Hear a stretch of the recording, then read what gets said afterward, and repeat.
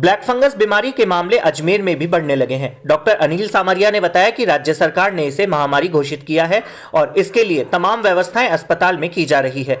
उन्होंने बताया कि वर्तमान स्थिति में जेएलएन अस्पताल में इस बीमारी के 5 पॉजिटिव मामले सामने आए हैं, तो वहीं 3 सस्पेक्टेड मामले दर्ज किए गए हैं, जिन्हें पर्याप्त इलाज मुहैया कराया जा रहा है।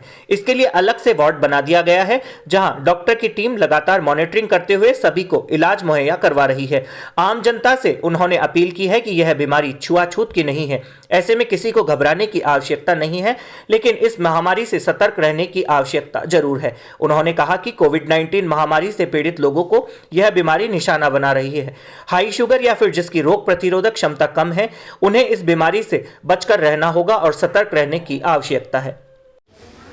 ब्लैक फंगस नहीं कह के इसको म्यूकरमाइकोसिस और अदर फंगल इन्फेक्शन इसका नाम दीजिए तो ठीक रहेगा। म्यूकरमाइकोसिस की व्यवस्था काफ़ी अच्छी चल रही है हमारे यहाँ, और हमने अलग से सेपरेट वार्ड बना रखे हैं, सेपरेट व्यवस्था करी हुई है, टाइमली उनको ऑपरेट कर रहे हैं, पूरा ट्रीटमेंट दिया जा रहा है।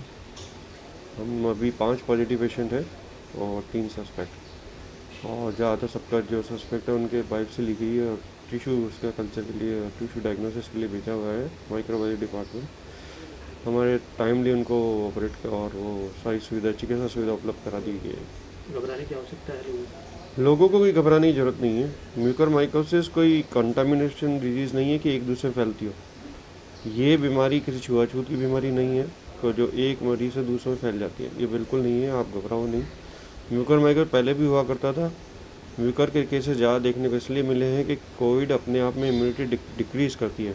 ये साधारण आदमी को नहीं होती है, नॉर्मल आदमी में नहीं होगी, ये उन्हीं में होगी जिसकी इम्यूनिटी जो लड़ने की प्रतिरोधक क्षमता है वो क्षीण हो गई हो।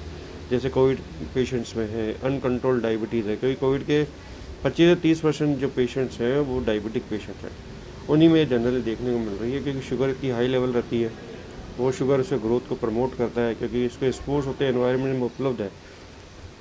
अपने जितने भी एनवायरनमेंट में पहले से ही उपस्थित हैं इसके स्पोर्स, मिट्टी में, हवा में, जंग लगी चीज़ों में, पुरानी मिट्टी के खिलौने या कोई भी इंस्ट्रूमेंट है उसमें हो सकता है, पर ये किसी को इन्फेक्ट नहीं करता है।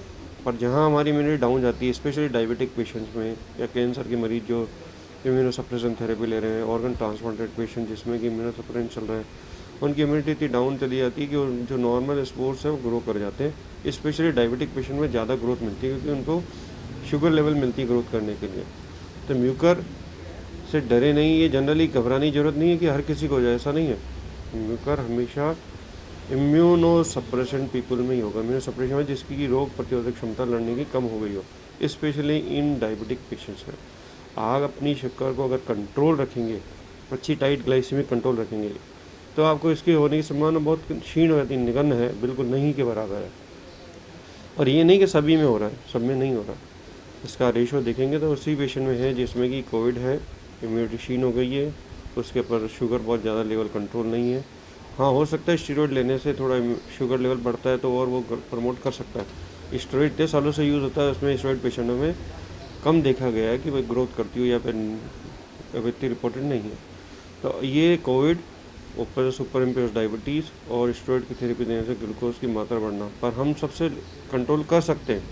हमारा ग्लाइसेमिक कंट्रोल अच्छा हो, रोग प्रतिरोधक क्षमता अगर शरीर की बढ़ाए, जैसे हाई प्रोटीन डाइट, लो कार्बोहाइड्रेट, लो फैट डाइट पर रखेंगे तो आपकी इम्यूनिटी बढ़ जाएगी, आपको इसके ग्रोथ करने का मौका नहीं मिलेगा और इन्फेक्ट होने की संभावना कम रहेगी।